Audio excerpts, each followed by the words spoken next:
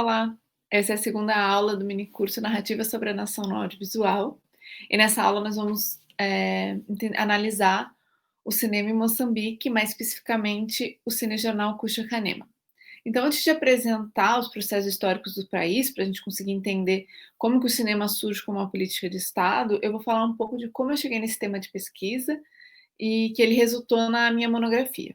Então, em 2016, eu fiz um mini curso da Ampul, chamado Cinema como Fonte para a História, e a professora analisou o cinema em Portugal durante para trabalhar a memória do período do Estado Novo e a memória colonial, né? Como que ela era trabalhada no cinema. E no meio durante as aulas, ela acabou sugerindo que a gente assistisse esse documentário, o Kuchakanema, dirigido pela Margarida Cardoso. E depois de assistir em casa o filme, eu fiquei muito interessada no tema. E aí eu comecei a ler muito sobre o cinema africano. Eu li sobre o Sembene, a FESPACO, que foi um festival pan-africano que acontece em Burkina Faso. E para entender depois, né, nesse processo, as particularidades do cinema moçambicano, né, quando ele vira essa política de Estado pós-independência.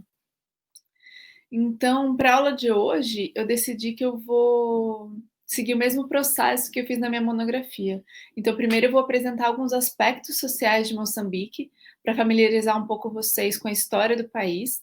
Depois eu vou falar um pouco do cinema, tanto no período colonial quanto no processo de independência, né, passando pela Guerra de Libertação, até o pós-independência. E no final, a gente vai analisar um pouco o cinejornal. Então, para começar essa aproximação, eu acho importante a gente localizar Moçambique. Então, esse é o mapa político de Moçambique. Moçambique é um país que se encontra na costa oriental da África, que faz divisa com a Tanzânia, o Malawi, o Zimbábue, a África do Sul, a Zâmbia e a Suazilândia. A República Popular de Moçambique se tornou um país independente em 25 de julho de 1975. Esse aqui é o mapa étnico do país.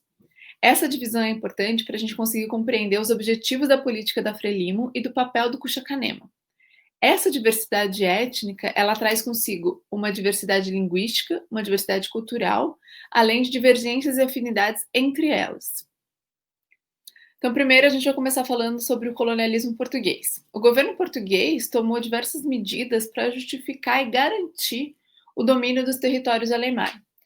Isso é importante porque essas medidas serviram tanto para desenvolver o interesse na metrópole por esses territórios, como para garantir que os portugueses no além-mar não se sentissem inferiores. Ao mesmo tempo, também servia para controlar as comunidades africanas. Então, durante o colonialismo português, a população local era categorizada como indígena. E ao longo da primeira metade do século XX, algumas medidas jurídicas foram estabelecidas para definir um quadro jurídico-institucional para esses territórios. Uma dessas medidas foi o Ato Colonial de 1930.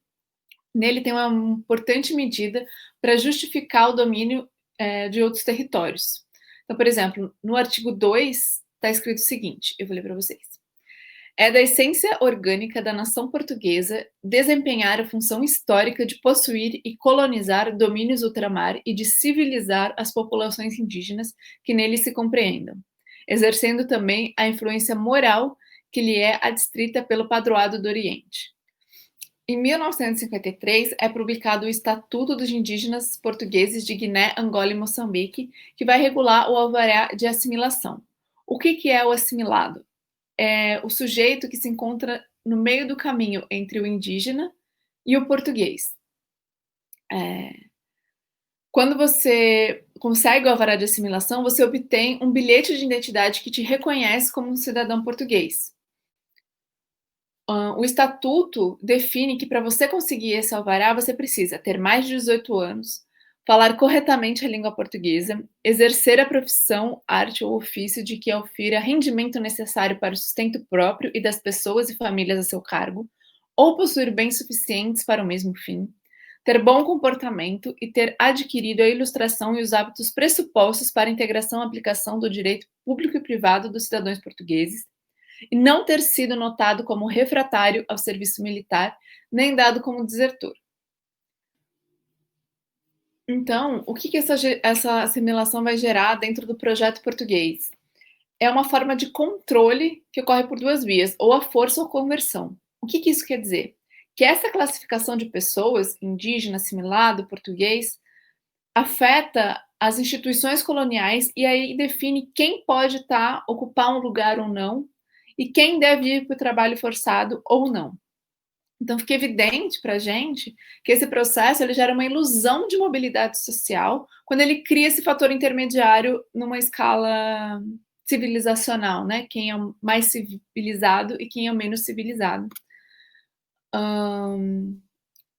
Isso faz com que a gente agora tente entender um pouco como surge a Frelimo, como ela entende esse processo português de divisão social para tentar gerar uma unidade na construção da nação.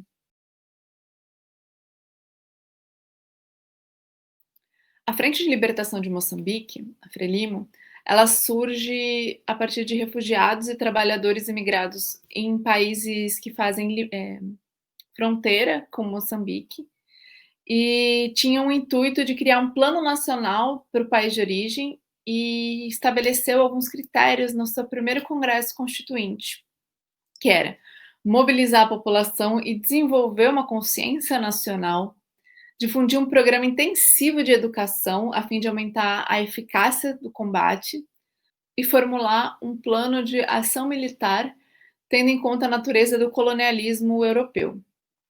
Então, Samora Machel ele coloca que primeiro a Frelimo procurou olhar dentro dos seus integrantes as diferenças que existiam, porque em Moçambique tem uma diferença regional grande entre o urbano e o rural, entre o norte e o sul.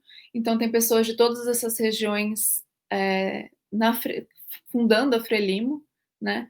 Então, segundo Samora Machel, o primeiro passo da Frelimo foi reunir as experiências internas para tanto reconhecer essas diferenças para criar uma base unitária, né, quanto para definir as formas de atuação contra o sistema colonial. Então a Frelimo, buscando estabelecer essa unidade, esse sentimento nacional no pós-independência, ela promove o homem novo. O que é esse sujeito? É o sujeito pós-colonial idealizado que vai abdicar das suas crenças sobrenaturais ligadas a religiões tradicionais, que eles vão dizer que é obscurantismo. Ele vai combater a exploração do homem pelo homem, que são características tanto do período colonial quanto do capitalismo. Então, é o sujeito que nasce dessa descolonização. A Frelimo entende que isso é um processo, isso não é uma coisa que logo após a independência todos os sujeitos são esse homem novo. Então, para conseguir atingir isso, ela entende que a educação tem um papel central. Então, agora a gente vai falar um pouco disso, de como a educação entra nesse projeto da Frelimo para promover o homem novo e difundir toda uma nova ideologia para todo o território, né, sobre o que é ser moçambicano, e o papel da língua e do cinema também. Então, para falar da educação em Moçambique no pós-independência, é importante a gente saber que no período colonial não havia um sistema educacional para toda a população do território moçambicano. Então, 90% da população não sabia falar o português. Mesmo assim, o português é escolhido como língua oficial. A gente vai ver um pouquinho mais adiante um pouco desse debate, bem breve, mas que eu acho importante a gente ter em mente para saber que as escolhas elas não são tão óbvias e tão simples. Elas são sempre compostas por diversas contradições que as pessoas vão tentando dar conta de alguma forma, né? Então, a gente vai falar um pouco da educação agora e depois da língua. Então, a educação ela tem um papel central para a Frelimo nesse desenvolvimento do homem novo. Para a Frelimo também, como ela se assume como partido em 1977, o Partido Socialista Marxista-Leninista, ela entende que a teoria não é nada sem a prática. Então, o ensino científico ele também deveria, ser uma forma de instrução para o trabalho. Então, a gente vai conseguir perceber que a educação ela tem um papel ambíguo nesse contexto, porque ao mesmo tempo que ela é utilizada uma uma forma de libertar a mente dos sujeitos colonizados, ela também vai ser uma forma de enquadrar e moldar esses sujeitos para os interesses, né, para a perspectiva que a Frelimo pretende, quando ela está construindo esse homem novo. Então, quando ela pensa o ensino associado a um projeto de construção da nação, mesmo querendo libertar esses sujeitos dessa mentalidade colonial, quando ela associa, a educação ao trabalho produtivo, ela acaba moldando e enquadrando e não tanto gerando uma autonomia e libertária para esses sujeitos. Então, à frente, a Frelimo, ela não considerou as questões locais, como a diversidade étnica, as concepções de espaço, tempo, trabalho, os interesses da população, para pensar o que é ser moçambicano, as diversidades do território. Ela criou um modelo ideal, o homem novo, que ele deveria ser, e através da educação ela pretendia difundir por todo o território essa ideia, né. Então, para falar de língua, eu decidi trazer essa tabela para a gente perceber como o português, ainda num período mais recente, né, no caso 1997, ele não é a língua mais falada. Então, todos os entrevistados, apenas 6,5% da população tem, o português como uma língua materna, e 8,8% da população, realmente falam o português. E a maioria se concentra na região urbana de Moçambique. Então, no período de independência, essa realidade não era diferente. Existe um estudo do Felipe Bastos, da Unicamp, onde ele vai olhar para essa questão durante a formação da Frente de Libertação de Moçambique. E ele já ressalta que isso não é, essa questão não tem uma resposta simples, né? A escolha do português foi por tal motivo. Não existe isso. Existe uma série de fatores que são levados em consideração, é, e algumas contradições que você tem que lidar, como é o fato de você escolher a língua do colonizador como a sua língua oficial. Então, primeiro, a gente pode olhar para alguns autores que debatem essa questão da língua na África, né, quando se tem esse processo de independência.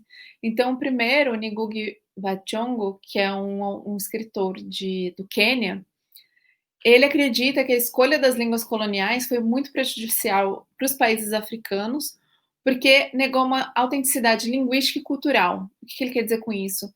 Que quando você define uma outra língua como sua língua oficial, todos os conceitos, a forma de você estabelecer relação, e nomear as coisas, não está relacionado à sua própria visão de mundo, está relacionado à visão de mundo desse outro, desse europeu. Então, para ele, quando você nega isso, você acaba afastando, né, essa autenticidade linguística e cultural africana. Então ele questiona assim: como que a gente vai subverter uma lógica europeia colonial quando a gente está olhando e está utilizando uma língua que é construída a partir dessa perspectiva? Outros autores, como Firmino, ele já coloca que essa lógica de você ter essa disputa entre uma língua colonial e uma não colonial, ela acaba excluindo desse debate algumas outras complexidades da diversidade linguística presente no território africano. Então, por exemplo, quando você define as fronteiras, você tem uma diversidade linguística dentro de um território, como é o caso de Moçambique, como a gente viu pelo mapa étnico no começo da aula. Então, não é tão simples assim você escolher uma língua local como língua oficial. É. Olhando para Moçambique e para Frelimo, o Felipe Bastos ele traz no estudo dele um documento do primeiro Seminário Nacional sobre a Língua Portuguesa que diz: não existe língua de maioria no nosso país. escolher uma das línguas moçambicanas como língua nacional seria uma opção arbitrária que poderia ter sérias consequências. Mais ainda, as facilidades técnicas e de pessoal de que dispomos não nos permitem levar por diante a espécie de trabalho de pesquisa necessário para tornar operacional a linguagem, especialmente no campo da ciência. Fomos, por isso, forçados a utilizar o português como a língua de ensino e para a comunicação entre nós. Então, a gente percebe dois fatores importantes na escolha do português em Moçambique a partir desse trecho. Um é a diversidade linguística, exatamente que às vezes escolher uma língua tradicional moçambicana seria privilegiar uma etnia a outra, e isso poderia ser um problema nessa construção de uma identidade nacional. E o acesso e o desenvolvimento no campo científico, né? Então, como a gente viu sobre a educação, essas duas questões são muito relacionadas, né? Eles têm um interesse em desenvolver tanto teórico quanto numa prática, para um trabalho produtivo. O trabalho tem um papel importante no desenvolvimento da nação. Então, eles, segundo a Frelimo, você escolher uma língua tradicional também seria uma barreira para você ter acesso a esse conhecimento científico que já era desenvolvido fora de Moçambique, né? Isso não faz lembrar uma fala importante do Samora Machel, que ele diz em um discurso que unir todos os moçambicanos para além das tradições e línguas diversas requer que na nossa consciência morra a tribo para que nasça a nação. Isso é muito significativo porque a gente está se propondo a entender hoje, porque desde a educação até a formação do homem novo, até a questão da língua, está muito ligada a essa mentalidade, né? Então, para você construir uma unidade nacional moçambicana, você precisa que morra a tribo, as diferenças étnicas, você precisa colocar Moçambique acima das suas tradições, costumes, se em algum momento eles não estão ligados à ideia de moçambicanidade pensada pela Frelimo. Então, o cinema vai entrar como uma política de Estado nesse sentido. Então, a gente vai falar um pouco do cinema agora. Para falar de cinema, é legal a gente saber que existem diversas formas de se analisar uma obra audiovisual e diversas vertentes de compreensão do cinema. Então, por exemplo, você pode olhar para a sociedade, para quem está produzindo, para quem está recepcionando uma obra audiovisual, para a legislação, tanto nacional quanto internacional. Você pode olhar para os espaços urbanos, então as salas de cinema, ou os espaços que acabam sendo ocupados para se projetar um filme, como praça. E você também pode olhar para a economia ou para a tecnologia que vai se desenvolvendo. Aqui a gente vai olhar muito para o filme, para a sua mensagem e o que ela significa no contexto político, social que Moçambique está passando de 75 a 82, mais ou menos, que é quando a gente tem os episódios, né? Eu não tenho episódios depois disso, o Cine Jornal continua, mas eu não tive acesso, então eu analisei na minha monografia a primeira fase e a segunda fase do Cine Jornal, até o ano de 82. Mas antes eu vou trazer um pouco do histórico da relação do território com o cinema, porque a gente consegue ver em diversos estudos como que o cinema já era utilizado com a política colonial. Então, em Moçambique, por exemplo, a primeira sala de cinema é do ano de 1907. Os moçambicanos não eram proibidos de assistirem filmes, mas eles realmente eram limitados, né? O acesso era limitado. A quem realmente se destinava a maioria dos filmes eram os portugueses em território ultramar, e havia censura nos filmes destinados aos moçambicanos, porque Portugal viu que esse era um meio onde eles poderiam divulgar a Portugalidade, ou seja, eles preferiam passar filmes que destacassem todas as características do português, na história, na música, a língua, os atores. Tudo isso podia ser assistido pelo colonizado, porque reforçava a Portugalidade ali, né, e a sua importância, e ocupava mais um espaço na sociedade, né. Então, esses filmes, eles podiam ser vistos tanto por indígenas como assimilados, né. Nos anos 40 surge o cinema ambulante, por um padre que queria evangelizar nos territórios interioranos, né, na área rural. Então ele leva projetores para outros lugares e projeta filmes educativos para evangelizar a população, ao longo de Moçambique. Esse cinema ambulante, ele vai ser essa ideia de cinema ambulante, né, ela também vai ser utilizada depois na divulgação dos Cuxa-Canemas, né, como a gente vai ver mais para frente. Quanto aos primeiros filmes produzidos em território moçambicano, eu vou trazer uma citação do Jorge Luiz Cruz, que ele fala assim: "O que sabemos, no entanto, é que entre as primeiras realizações cinematográficas em Moçambique, assim como em toda a África de língua portuguesa, algumas tinham o objetivo de justificar a exploração das então colônias para o resto da Europa, que ainda brigavam por estes espaços, e Portugal temia ser questionado e perdê-los para outros países, ou terem seus portos ocupados durante a Primeira Guerra Mundial." Então, a gente pode ver que os filmes produzidos em território moçambicano, eles tinham um intuito muito propagandístico, né, de levar essa ideia do domínio português para toda a Europa, né, e dessa forma justificar essa ocupação. Dos filmes produzidos para serem exibidos em território moçambicano, a gente pode citar 2 cinejornais da década de 50. Um é o Atualidades Moçambicanas e o outro é o Visor Moçambicano.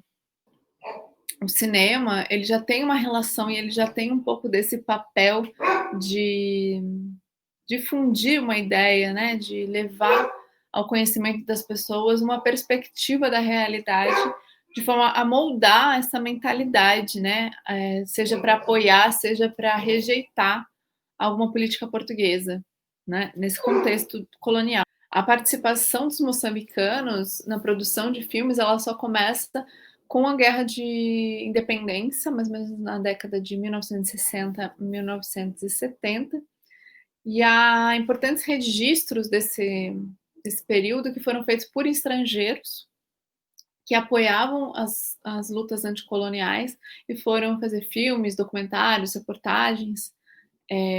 E nesses países ainda há arquivos sobre a luta de libertação nacional em Moçambique, por exemplo, né? Então, o primeiro filme produzido por um estrangeiro em Moçambique foi o Venceremos, de um iugoslavo, que é o Dragutin Popovic, em 1966. Também teve um filme de um italiano, o Franco Cigarini, chamado 10 Dias com os Guerrilheiros de Moçambique Livre. Esse filme ele foi muito importante porque nesse período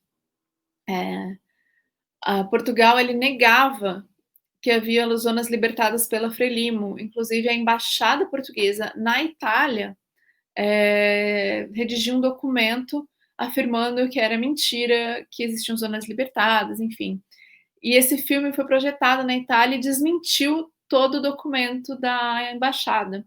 Então, mesmo após a independência, quando o Franco Cigarini faleceu, teve uma nota do jornal colocando que ele era um grande amigo de Moçambique e que havia ajudado muito, enfim. Então, o cinema já mostrava um potencial, né, de difusão, de, de forma de a garantir apoio para Frelimo já nesse período, né, já nesses pequenos exemplos, assim, né. Então, esses filmes também desse período de guerra de libertação, eles não mostravam apenas a guerra, assim, né, cenas de conflito, enfim, eles também mostravam cenas de treinamento, de educação nas zonas libertadas, de atendimento médico. O cinema aí, ele estava alinhado a uma forma de legitimação e ele se estabeleceu, num campo onde as narrativas estão tensionadas, né, como a gente viu no caso do filme do italiano Franco Cigarini. Então a Frelimo já percebeu a importância dos filmes para dar uma perspectiva que pretendia fazer por entender por independência, né, então ela pôde divulgar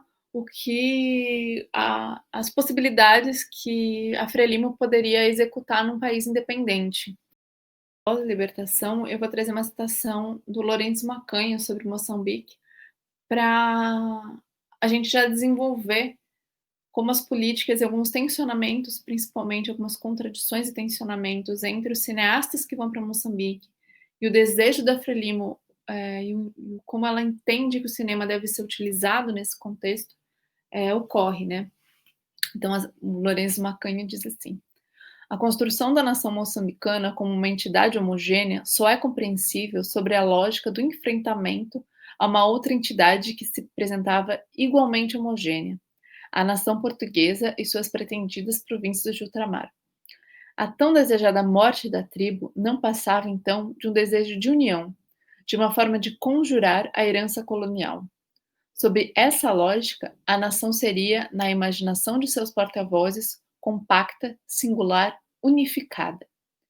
Porém, esse unitarismo reproduzirá, mesmo que com conteúdos inversos, a mesma gramática assimilacionista e intolerante em face dos particularismos culturais vinculada pelo discurso colonial português. Então, o Kuchakanema, ele começou a ser produzido em 1977. Ele não tem, numa primeira fase, uma periodicidade definida. Os episódios, eles saem, às vezes, com meses de diferença, às vezes eles saem mais próximos. Não tem uma linguagem específica, então não tem uma vinheta, não tem cartelas intermediárias, e muitas vezes, na primeira fase, a maioria dos episódios, pelo menos os que eu tive acesso, eles tratam, a maioria das vezes tem uma reportagem que toma conta do episódio, que realmente é o assunto tratado, e às vezes tem um trechinho no começo ou um trechinho no final que trata de alguma outra coisa. Então, às vezes tem uma banda tocando uma música, às vezes tem algum só um outro detalhe, um evento que teve, mas é muito mais citado, assim, é muito mais rápido. Geralmente, existe uma reportagem grande sobre um assunto, né? Isso resume o episódio. E ele também não tem um tempo definido. Enquanto na segunda fase você tem episódios que duram 10 a 15 minutos em média, ali você tem episódios que duram mais, né? Então, assim, e episódios que duram menos também. Então, ele também não tenta se enquadrar num tempo mais padronizado, né? Eu acho que eles filmavam e editavam, e assim que tivesse um produto satisfatório, que, né, noticiasse o que eles queriam e que tivesse tudo lá, eles difundiam, né? O nome Kuchakanema, eu vou ler para vocês o que o Luiz Patraquim, que é um estudioso moçambicano, ele falou sobre o nome, né? Kuchakanema, mais ou menos conotação livre de um termo Ronga Xangani, Kusha, a significar surgir, nascer, e Kanema, que se inventou ao se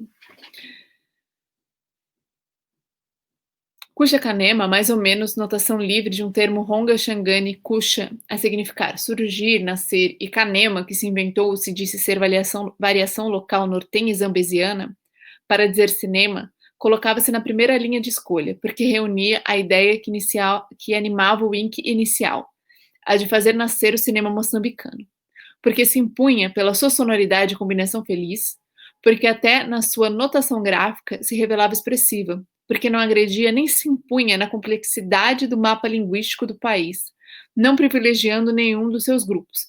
A gente já vê nesse trecho que o próprio nome, Kuchakanema, ele tenta unir uma língua do norte e uma língua do sul, sem trazer as raízes dessas localidades. Então, dissocia, né, da territorialidade e, e eles acabam unidos para convergindo, né, para um interesse do momento, que é exatamente mostrar de norte a sul uma Moçambique só, né? Então, para escolher o nome, teve uma votação em Maputo e o Kuchakanema não ficou em primeiro lugar, mas exatamente por ter essa reunião de termos de norte a sul, para designar um cinema moçambicano, tipicamente moçambicano, ele acabou sendo escolhido. O jornal Kuchakanema, ele se divide em duas fases. A primeira fase não tem episódios fixos, né, não tem episódios periodizados, não seriam fixos, seriam periodizados. Então, às vezes, um episódio passa meses depois do outro. Não tem um tempo fixo, né, uma duração fixa, e também não tem uma linguagem específica. Então, você não tem uma vinheta, na cartela, dividindo os assuntos. E a maioria dos episódios, eles tratam de um tema só. Eles têm outros temas, mas muitas vezes são reportagens muito mais curtas. Ou é apenas tipo uma banda se apresentando. Então a gente vai analisar aqui, eu vou trazer alguns frames para vocês, e a gente vai olhar um pouco de como nesse primeiro momento, que é nesses primeiros anos de independência, né, de 1977 até 1979, mais ou menos, que quando são esses episódios, o cinema está se expressando, né? O cinejornal está colocando a população moçambicana na película e está projetando para todo mundo, assim, né? Então, o que eles estão querendo passar e difundir para todo o território. Então, nessa primeira fase do Kuchakanema, a linguagem dos episódios, não tem um padrão, ela não tem uma linguagem específica. Além disso, não tem, por exemplo, uma vinheta, não tem um tempo determinado que os episódios devem ter, eles variam muito. Não tem cartelas entre temas, e também a maioria dos episódios eles abordam um só tema. Às vezes tem alguma coisa no final, por exemplo, uma banda tocando, ou alguma outra reportagem no começo, mas sempre tem uma reportagem principal que ocupa a maior parte do episódio, assim. Sei lá, de uns 15 minutos, uma reportagem secundária tem uns 3 minutos e o resto é tudo a reportagem principal. Um dos temas que aparece muito nessa primeira fase e aparece também na segunda, mas a forma de retratar é muito diferente, então o que a gente vai analisar um pouco aqui é a visita de chefes de Estado. Então, enquanto na primeira fase, a visita de chefes de Estado mostra desde, por exemplo, o episódio do Agostinho Neto da Angola, né, presidente da Angola. Aparece ele sendo recepcionado no aeroporto, toda a população, toda não, né, mas tipo, grande parte da população, tem gente ali recepcionando com bandeiras da Angola, tem dança, música, para recepcionar, e então aparece sempre esse caminho dele assistindo a população, conversando com ela. Depois tem todo um caminho que ele percorre de carro pela cidade. Isso também é filmado e tem o pessoal na rua com bandeiras, enfim, até ele chegar num bairro. Isso é uma característica da primeira fase. Quando tem a visita de um chefe de Estado, é sempre essa construção da visita.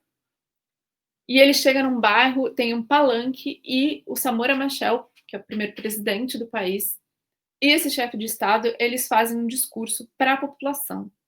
E a câmera, ela está sempre posicionada como alguém da plateia assistindo esses chefes de Estado. Então, nessa primeira fase, nesse assunto, visitas dos chefes de Estado, a população ela aparece muito mais como uma protagonista, né? Então é o povo. A Frelimo, ela também tem um discurso de que não tem uma diferença entre o povo e o partido. Eles são uma coisa só. Então, essa narrativa, essa forma de mostrar sempre a população recepcionando um chefe de Estado e ele falando para a população, é uma forma de construir isso também. Ele não está indo falar com o Samora Machel e fazer acordos entre países que não necessariamente a população às vezes nem fica sabendo. Não, ali é do interesse de todos a construção do episódio. Na segunda fase, isso é diferente. Na segunda fase, a visita de chefe de Estado geralmente é uma notícia como se fosse uma notícia no Jornal Nacional, rápida, assim, né? Muitas vezes sem entrevista, sem alguém comentando, não tem trecho de discurso, geralmente por exemplo, como se fosse o Agostinho Neto também. Agostinho Neto visita Moçambique e assina um acordo de solidariedade com Samora Machel. Eles fecham um acordo também de troca comercial, de sei lá o que lá, enfim. E aí isso mostra geralmente um salão oficial, super chique, e eles assinando, apertando mão, fotógrafos, aí você vê aqueles flashes, é uma cena bem típica de uma notícia oficial, assim, né? Se você vai ver na televisão algum chefe de Estado, geralmente é isso, os fotógrafos, são jornalistas e todo mundo filmando, fotografando aquele momento para noticiar. O que é muito diferente da primeira fase. Para mim, isso mostra que mesmo que na segunda fase ainda se tem interesse e aparece muito a população como protagonista, nesse assunto você percebe uma mudança forte de linguagem de uma primeira fase para uma segunda fase. A população na primeira fase ela está aparecendo nessas pequenas coisas, na visita de um chefe de Estado, né? Enquanto na segunda existem outras reportagens que estão trazendo trazendo a população como protagonista da notícia, assim, né? É um discurso sobre a coletividade para a coletividade, né? Enquanto uma visita de um chefe de Estado, da forma que é noticiada na segunda fase, ela é muito mais um interesse oficial entre dois chefes de Estado, né? Um outro episódio que aparece na primeira fase e que é muito significativo para entender as políticas da Frelimo é um episódio que fala sobre um festival de dança que está ocorrendo de norte a sul. É importante a gente lembrar que existe a questão étnica, que é múltipla em Moçambique, várias etnias, como a gente viu no mapa do começo da aula, só que eles têm que lidar com isso, eles têm que criar políticas. Nesse episódio, a gente vê uma forma de lidar com essa diferença, como que ele vai transformar essa diferença em algo comum. Então, ele mostra diversas danças, instrumentos, tipo a timbila, o mapico, e vai narrando a história dessas danças, desses instrumentos, a origem, e fala também sobre o festival de dança que está percorrendo o país e está mostrando o que é moçambicano, né? O que é tipicamente moçambicano, o que todo mundo deveria então conhecer. Então, já esse aspecto é muito importante porque nos mostra como eles procuraram levar essas diferenças para norte e sul do país para apresentar como algo comum, algo de todos, né? Algo moçambicano. Então, não era uma coisa específica de uma territorialidade de uma região, né? E num dado momento, o narrador ele vai falar sobre um aspecto de uma dança, que ele fala assim: a dança já sofreu alterações. Vinda do tempo da resistência contra o invasor estrangeiro, as letras das canções eram interpretadas em Zulu, mas esta última cantou-se em Xangane, e a letra dizia: obrigado, Samora. Agradecemos-te o que fizeste. Conduziste-nos à liberdade. Machel, tu libertaste o país do jugo colonial. É este inventário da transformação, o Festival Nacional da Dança Popular também permite. Transformação que há de inventar novas formas coreográficas, conteúdo e forma de dança a refletir a realidade nova. O festival, com seu momento melhor a ter lugar em junho no Maputo, significa a vitória da cultura popular, da tradição à revolução. Porque na dança há também luta ideológica. Se o mapico do Cabo Delgado nasce do rito de iniciação, aquela máscara, que é símbolo mítico, há de ser compreendida de outra maneira, quando acabarem as práticas ligadas à puberdade. Como a dança do grupo do Timbila, Banguza em Zavala, que antes não podia ser interpretada por mulheres. Então, todas essas danças, elas são vistas da mesma forma que o nome Cuxacanemo. Por mais que pertençam a um território, elas agora elas estão sendo ressignificadas para toda Moçambique.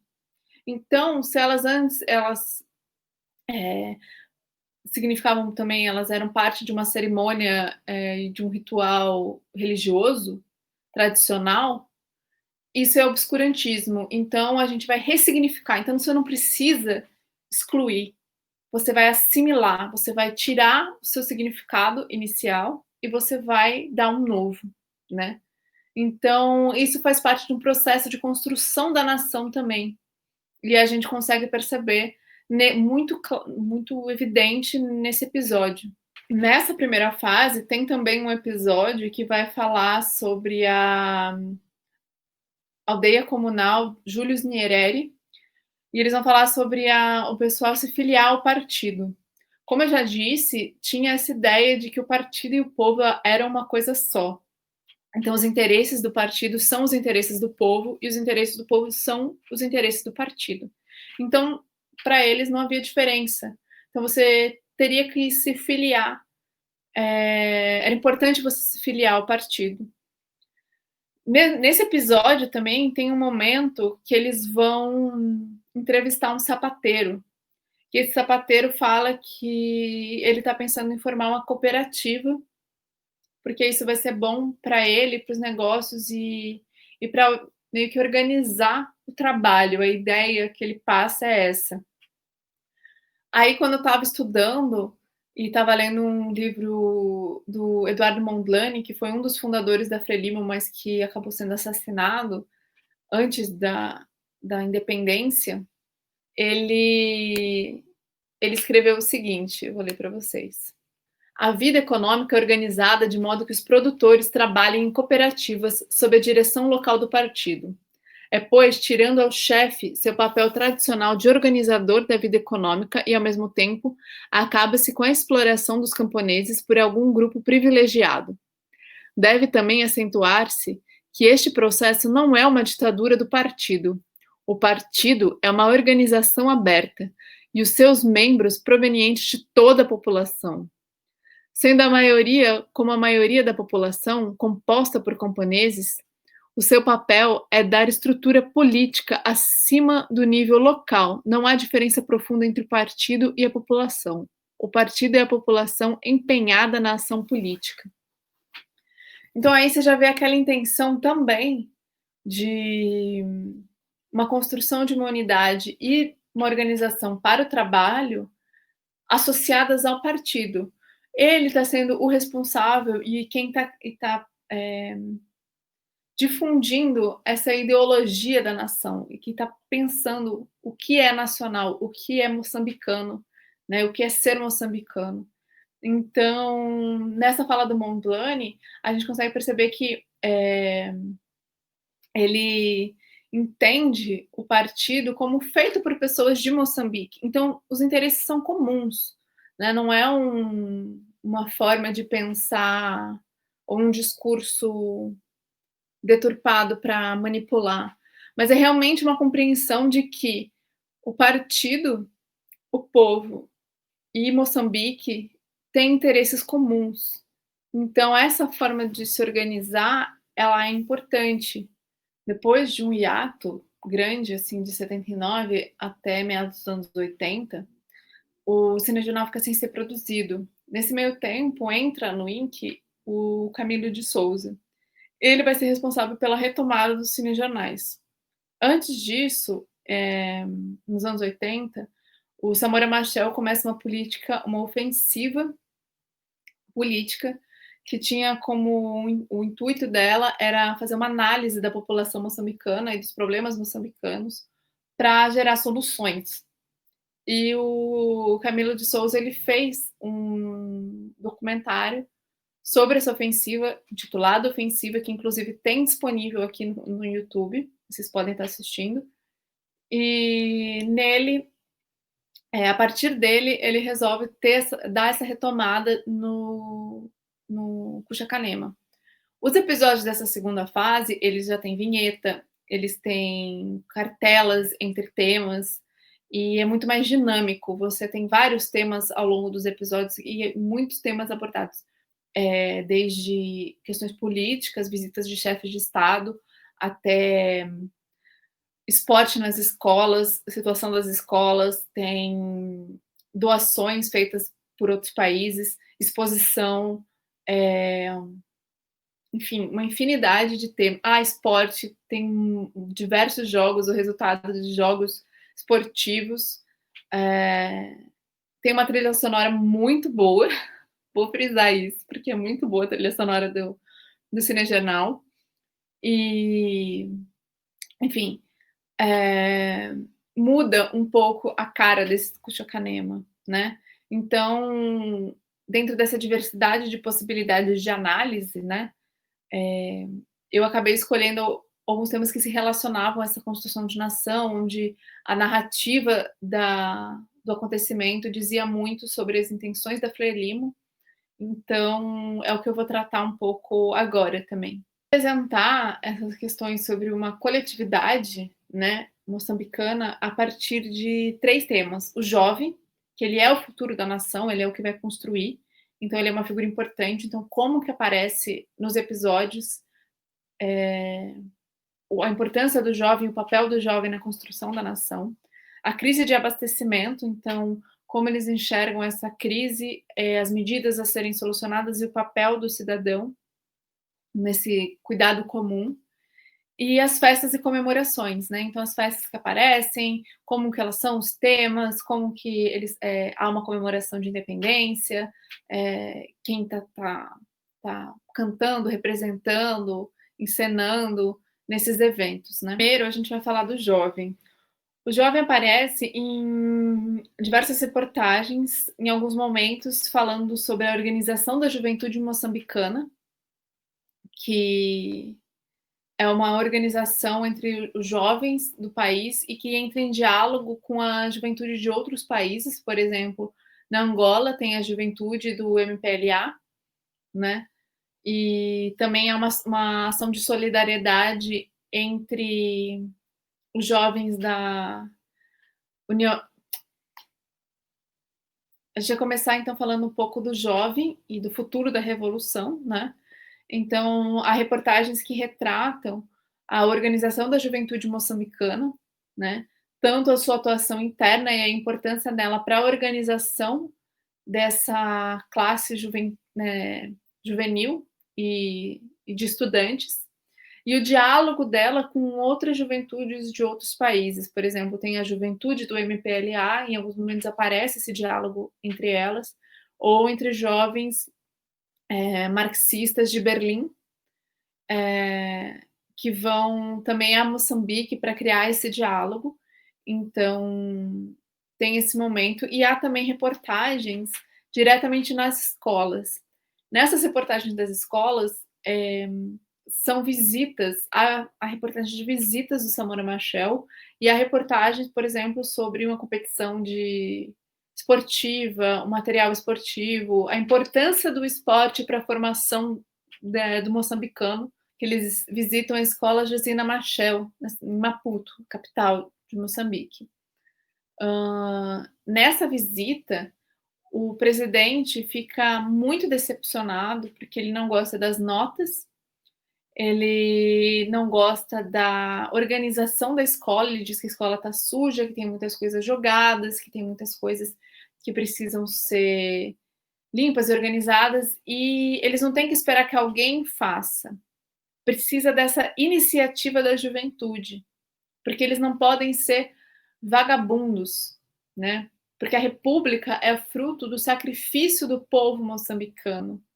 E o máximo dos máximos, o lugar mais alto que eles poderiam estar ocupando é exatamente estar na sala de aula, né? E que eles vão sair dali para organizar a vida, para organizar a sociedade. Então, achar ela naquela situação, o Samora Machel chega a questionar eles num discurso que ele faz, que aparece no episódio, em que ele fala: vocês são marginais? Vocês não pertencem a uma organização da juventude? Que a juventude é a esperança do povo. E sempre que a juventude é retratada nos episódios, essa perspectiva aparece muito forte, né? De que eles têm uma grande importância na continuação da revolução, né? Então você tem que manter essa mentalidade nas crianças e nos jovens para que se continue, para que se perpetue a revolução. E isso diz muito sobre a construção desse moçambicano. Como a gente viu na aula passada, com o Gellner, que ele coloca esse papel da educação muito forte na difusão de uma ideologia de uma classe dominante, a gente pode ver que para o Samora Machel, a escola tem esse papel, é ali que vai formar essa mente, né? Essa mente revolução e a mente do homem novo, né? Do moçambicano descolonizado, do moçambicano liberto e que realmente tem a essência da moçambicanidade, né? Então, que já abdicou de um obscurantismo. Então, todas as reportagens sobre a educação, elas têm uma seriedade e um reforço dessa ideia. Outro tema que aparece é a crise do abastecimento. A distribuição de alimentos acaba sendo um problema que afeta o cotidiano da população. Em um dos episódios, tem uma notícia que começa com uma cartela escrito especuladores, aparecem produtos à venda, grãos, frutas, enfim, e o narrador, ele diz o seguinte: a falta de produtos, a juntar ao desemprego e a falta de honestidade de alguns, faz da especulação um pão nosso do público comprador. Pão esse que não falta desde a prática dos montinhos em qualquer sítio ou lugar. A candonga, como é sabido, se faz sempre pela porta do cavalo. Consequência? Os gêneros faltam ainda mais, e a resposta é o proverbial não há. A prática da especulação, que é já um modo de vida para muito desembaraçado cidadão, para quando o cumprimento da lei? Então, no episódio, ele não apresenta, né, uma figura específica como culpado para o problema do abastecimento. Todo mundo é responsável. O bem comum é responsabilidade de todos os indivíduos que convivem. Então, ele não opera aqui com algumas sujeitos que aparecem e que se combate no contexto de guerra civil que Moçambique está vivendo, né? Então, ou inclusive até de figuras que no discurso não representam a moçambicanidade e que têm os vícios de um homem capitalista, de um homem colonial, um homem burguês, que seriam, por exemplo, marginal, agitador, um corrupto. E o último tema que a gente vai trabalhar aqui é a comemoração, essas são as festas, né? E aqui a gente vai trazer uma comemoração da independência, e ela é retratada no episódio em dois momentos: no interior, no norte, onde aparece a população dançando uma dança local, e o Samora Machel está participando dessa comemoração e ele faz uma demonstração de técnicas militares, né? E em Maputo, mais especificamente no bairro do aeroporto, onde aparecem as pessoas dançando, bebendo, música. Esse trecho é importante porque na primeira fase tem um episódio que eles estão falando sobre a Rua do Major Araújo. Essa rua, ela é considerada uma rua da perdição, onde tem a prostituição, tem música estrangeira. Inclusive, nesse momento, tem uma trilha sonora do Roberto Carlos e meio que condena essa vida de luxúria, né? Aqui as imagens são muito semelhantes, né? A gente pode ver, através desses episódios, que temas diferentes acabam tendo uma narrativa muito parecida, voltada para o povo moçambicano e para o que é ser esse povo moçambicano e como ele deve se comportar, seja na juventude, seja na feira, seja numa comemoração, né? Ele tem que entender a que essa comemoração se destina e a importância dela naquele contexto. Então, o que eu tentei fazer aqui um pouco foi trazer alguns aspectos da história de Moçambique, mesmo que brevemente, de maneira muito superficial, né? Eu recomendo que vocês leiam os textos sugeridos e que a gente colocou no Drive para complementar. Eu vou disponibilizar também a minha monografia para vocês, para quem tiver interesse em dar mais uma olhada e procurar outras referências na bibliografia, fica à vontade. Mas eu procurei trazer, então, um pouco dessa relação, né? De como, desde o colonialismo, existe uma relação com o cinema, existe uma política voltada para a população, e que após a independência, esse processo, essas políticas, elas são. Então, eu procurei trazer um pouco para vocês, desde o período colonial até o momento de produção dos Cuxa-Canema, algumas políticas sociais e a forma como o cinema esteve envolvido nesses processos, né? Desde um cinema propagandístico do governo português até no auxílio da mensagem para nas lutas de libertação, até o momento que eles estão realmente difundindo o homem novo, né, o que deveria ser o homem novo, a juventude, o povo moçambicano, as ideias da Frelimo, no cinejornal para construir a nação moçambicana. Eu espero que vocês tenham gostado. Se vocês têm alguma dúvida, pode escrever aqui, pode mandar por e-mail para a gente. Nosso e-mail está aqui na descrição do vídeo. Desculpa qualquer coisa, alguma correria na explicação ou alguma confusão. Eu espero que vocês tenham gostado. Vou confessar que foi um tanto difícil gravar, eu tive uma certa dificuldade, não técnica, mas de me expressar e de trazer tudo e tentar caber no tempo e explicar. Eu estou sem os cinejornais aqui, os episódios, então, infelizmente, eu não pude colocar aqui para vocês. Eu vou encerrar a aula com um trecho que tem no documentário da Margarida Cardoso, que fala muito sobre essa política nacional, sobre o ser moçambicano, e eu espero que vocês gostem. Em Moçambique não há Maconde. Não há Macua. Não há Nhanja. Não há Jawa. Não há Ronga. O que há em Moçambique é moçambicano. Maconde comia Macua. Quando Macua comia Maconde,